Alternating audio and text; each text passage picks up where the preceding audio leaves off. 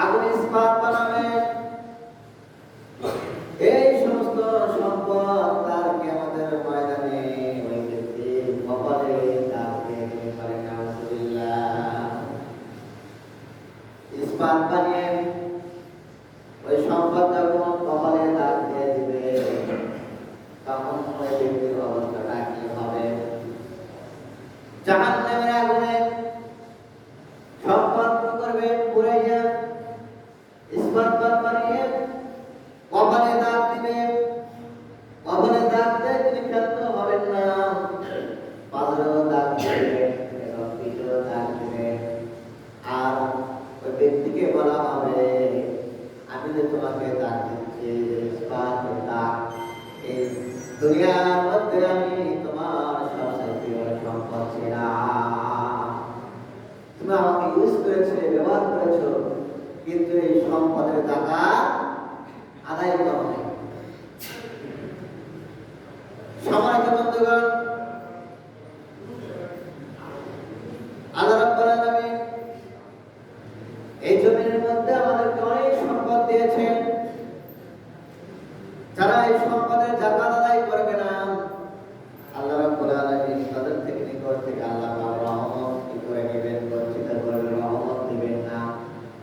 তার মধ্যে যদি রহমত না থাকে, আপনার সংসারে শান্তি থাকবে না, সন্তানের উপর শান্তি থাকবে না, স্ত্রীর উপর শান্তি থাকবে না, অশান্তি বিরাজমান হয়ে যাবে। তখন আপনি বুঝতে পারবেন আপনার সন্তান অসুস্থ হতে পারে, স্ত্রী অসুস্থ হতে পারে, আপনার পরিবারের উপরে কোনো রহমত থাকবে না। এই জন্য যাকাত আমাদেরকে যখন আদায় করব, আল্লাহ রাব্বুল আলামিন আমাদেরকে এর মধ্যে রহমত আর বরকত করে দিতে পারেন। সুবহানাল্লাহ। শুধু তাই নয়, সমস্ত ইবাদত বন্দেগী করলে কিয়ামতের ময়দানে হিসাব হওয়ার পর আপনাকে শাস্তি দেওয়া হবে। একমাত্র শাস্তি হবে হিসাবের আগে। যে ব্যক্তি যাকাত দেবে না, কিয়ামতের ময়দানে লোহার শেকল পুড়িয়ে আপনাকে টানা হিসেবে করে জাহান্নামে নিয়ে যাওয়া হবে। এত বড় ভয়ানক শাস্তি। সহিহ বুখারী বর্ণনা করা হয়েছে, নবী করিম সাল্লাল্লাহু আলাইহি ওয়াসাল্লাম বর্ণনা করেছেন, যে ব্যক্তি জমিনের মধ্যে যাকাত দিবে না, ওই সম্পদটা আল্লাহ রাব্বুল আলামিন সাপ বানিয়ে দিবেন। কি বানাবেন? বড় সাপ বানিয়ে দিবেন। ওই সাপটা ওই ব্যক্তির সমস্ত শরীরে পেঁচাইয়া পেঁচাইয়া আপনার গলার পাশে এসে মাথা ঝুলিয়ে থাকবে। মাথা ঝুলিয়ে যখন ওই সাপটা যখন দানের সবর মারবে, দংশন করবে, আর বলতে থাকবে সাপ যে তুমি আমাকে জমিনের মধ্যে ইউজ করেছিলে, কিন্তু আমার কিছু করার নাই, যাকাত দাও নাই। তোমার প্রিয় বস্তু ছিলাম জমিনের মধ্যে আমি, আজকে তুমি দেখতেছো সাপ, কিন্তু আমি সাপ ছিলাম না। আমি ছিলাম সোনা দানা, টাকা পয়সা, জমরান, মুক্তা। এই সম্পদ আমি সব হয়েছি, আমি তোমাকে চিরস্থায়ী ভাবে দংশন করতে থাকতে পারে। নাউজুবিল্লাহ। তাহলে কিয়ামতের ময়দানে আমাদের জন্য অত্যন্ত কঠিন শাস্তির ব্যবস্থা করবেন যারা যাকাত আদায় করবে না। এই জন্য আল্লাহ রাব্বুল আলামিন কোরআন কারীমের মধ্যে ঘোষণা করে দিয়েছেন,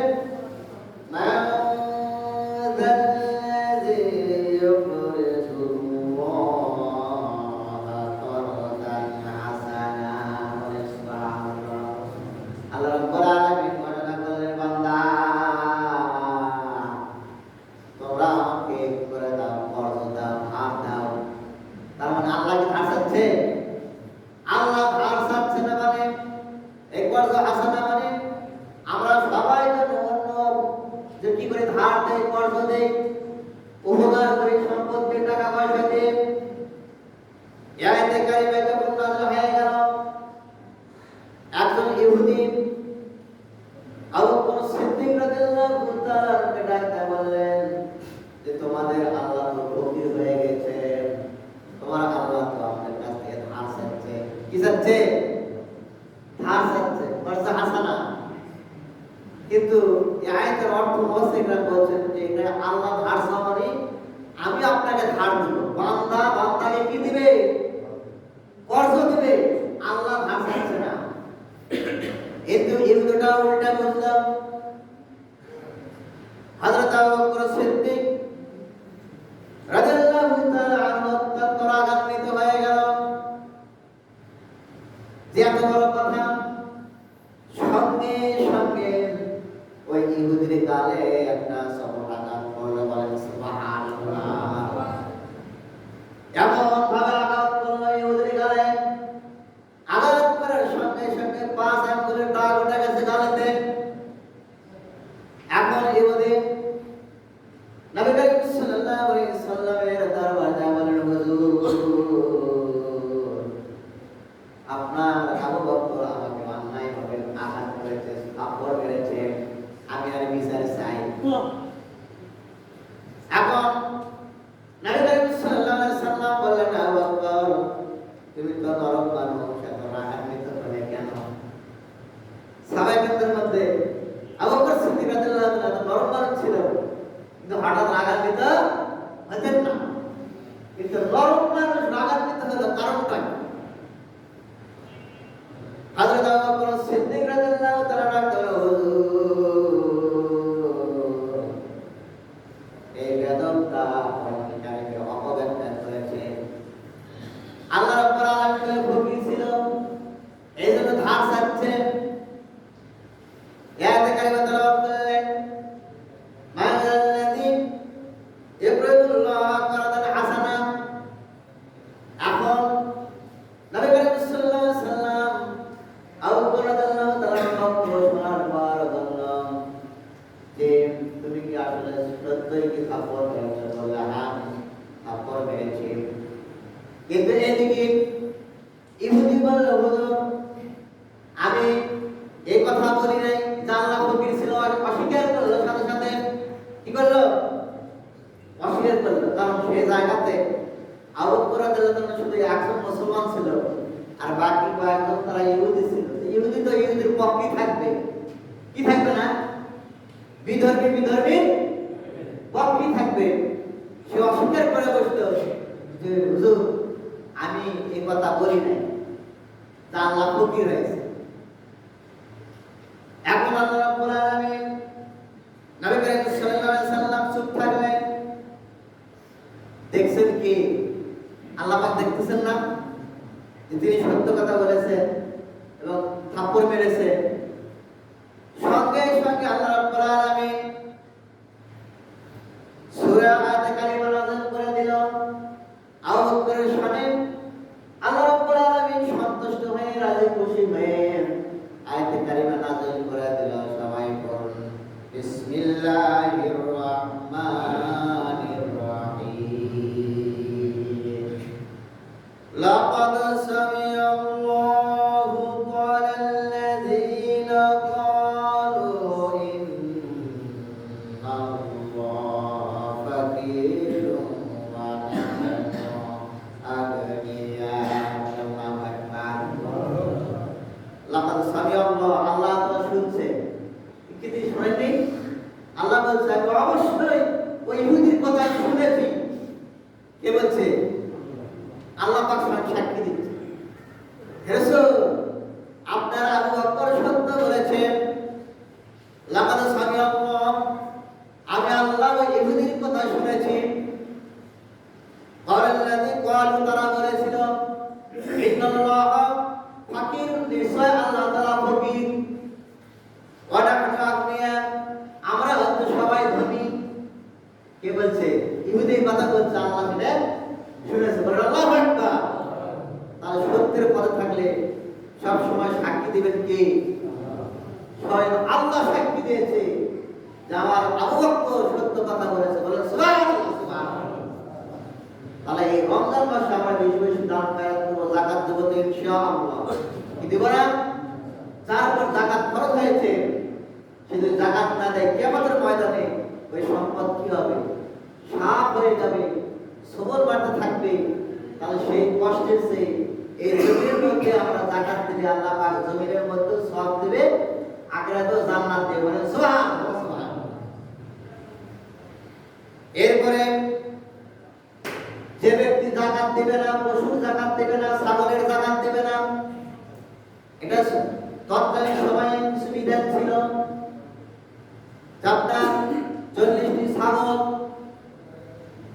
40টি গরু, 40টি ছাগল, 30টি গরু, 5টি উট, এগুলো যখন চারণ ভূমিতে বিনা খরচে যখন পালিত হতো, আল্লাহ রাব্বুল আলামিন সেগুলো পশুর যাকাতের ব্যবস্থা করেছেন। বলেন সুবহানাল্লাহ। কিন্তু বর্তমানে যেগুলো পশু আমরা ব্যবহার করি, এগুলো আমাদের পালন করতে খরচ হয় না? এগুলো কিন্তু খরচ হয়, লাখ লাখ টাকা খাবারের খরচ হচ্ছে। এই জন্য এইগুলোর হিসাব হবে ব্যবসার বিষয়ে। কি বিষয়ে? ব্যবসার সঙ্গে যোগ হবে যে আমার কতগুলো গরু রয়েছে, কতগুলো ছাগল রয়েছে, কতগুলো ভেড়া রয়েছে, কত ধান রয়েছে, কত সোনা রয়েছে, কত রূপা রয়েছে, কত টাকা রয়েছে, কত ব্যাংক ব্যালেন্স রয়েছে, সমস্ত কিছু যোগ করতে হবে। সমস্ত কিছু যোগ করে আপনাকে শতকরা 2.5 টাকা, লাখে 2500 টাকা টাকা দিতে হয়। বলেন সুবহানাল্লাহ। সবাই তো উপস্থিতি, আল্লাহ রাব্বুল আলামিন এই জমিনের মধ্যে যারা অস্বীকার করেছিল, আল্লাহকে যারা অস্বীকার করেছিল, তাদের জন্য আল্লাহ পাক নিদর্শন স্বরূপ নমরুদকে, ফেরাউনকে ইতিহাসের পাতায় লিপিবদ্ধ রয়েছে, আছে না? যারা ফেরাউন অস্বীকার করেছিল আল্লাহকে, যার কারণে আল্লাহ রাব্বুল আলামিন দরিয়ার মধ্যে চুবিয়ে মেরেছে, মারেনি? তেমনি মধ্যে যারা আপনার জাকাতকে যারা অস্বীকার করেছে, এই জমিনের মধ্যে সবচেয়ে ধনী ছিল কারণ। কে ছিল? কারণ ছিল। পৃথিবীর মধ্যে এত ধনী লোক আর ছিল না। হযরত মুসা আলাইহিস সালাম বললেন, ভাই, হযরত মুসা আলাইহিস সালামের সাথে তো ভাই ছিল আপনার। এখানে সূরা কোরআনের মধ্যে আল্লাহ পাক সুন্দরভাবে আলোচনা করেছেন যে কারণ যখন জাকাত অস্বীকার করলো, অস্বীকার করার কারণে আল্লাহ রাব্বুল আলামিন মুসাকে বলেন, মুসা তুমি তাকে বলে দাও, যদি জাকাত সে না দেয়, আমি আল্লাহ রাব্বুল আলামিন তার সমস্ত সম্পদ, সমস্ত বাড়ি ঘর, সমস্ত কিছু দেব, ধ্বংস করে দেব। তো মুসা আলাইহিস সালাম বলল, হ্যাঁ, আল্লাহ তো আপনাকে অনেক সম্পদ দিয়েছে, তুমি এই সম্পদের জাকাত দাও। এখন কারণ কি বলছে জানেন? আর কি বলছে, ভাই, তোমার তো আমার সম্পদ থেকে হিংসা হচ্ছে, লোভ হচ্ছে। কত কষ্ট করে আমি এই সম্পদটা অর্জন করছি, সেটাকে মানুষকে দেওয়ার জন্য। বলে নাউজুবিল্লাহ। সম্পদ থেকে আর সে বলছে, আমি কষ্ট করে উপার্জন করেছি, আপনি কষ্ট করছেন, কিন্তু আপনার মালটা বাড়িয়ে দিয়েছেন কে? আল্লাহ পাক। এর মধ্যে ভাগ রয়েছে ফকির মিসকিনদের ভাগ, আর ভাগ রয়েছে গরিবদের ভাগ রয়েছে, এবং